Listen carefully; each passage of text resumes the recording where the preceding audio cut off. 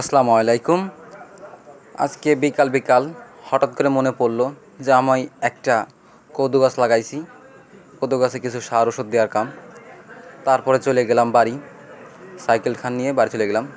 তো দেখেন, এখন আমি বাড়ি যাচ্ছি। বাড়ি যাওয়ার উদ্দেশ্যে রওনা দিলাম, কারণ বাড়ি আমি সার থোয়াইছি করে, কীটনাশক, ইউরিয়া, সালফার আরও ইত্যাদি। চলেন আমি আপনাদের সাথে দেখা করছি কী করি। তো এই সার দিচ্ছি যাতে করে কদু গাছটি ভালো হয়। তো গাছ লাগালে ফল অবশ্যই ধরবে। তো আমরা কিছু কিছু কাজ অবশ্যই ভুল করে থাকি, সে ভুলের মাসুল অবশ্যই একদিন পাই। এখন যাচ্ছি, চলেন দেখাচ্ছি আমার বাড়ি কদু গাছ লাগাইছি, কী সুন্দর হয়েছে বাড়ি কদু গাছ। দেখেন কী সুন্দর লাউ গাছ, লাউ গাছটি খুবই সুন্দর হয়েছে। আমি দেখাচ্ছি, লাউ গাছ লাগাইছি মোটলো বাড়ি 5টা আর 2টা সিম গাছ। 5টা লাউ গাছই ইনশাল্লাহ ভালো হয়েছে, আলহামদুলিল্লাহ। ফল লাগালে গাছ লাগালে ফল ইনশাল্লাহ একদিন ধরবে। দেখেন কি সুন্দর গোছ গাছাল, সার ওষুধ সব কিছু দিয়েছি।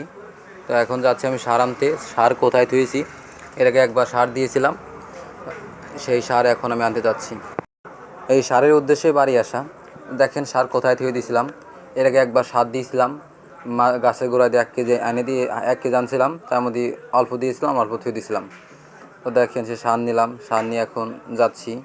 তারপরে গাছের গোড়ায় পানি দিলাম, পানি দেওয়ার পরে ওটা সার সুর দিলাম। গাছ করা খুবই ভালো হলো।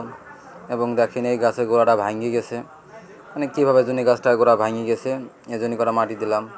এবং এই পাশে দেখেন সিম গাছ, কত সুন্দর সিম গাছ হয়েছে।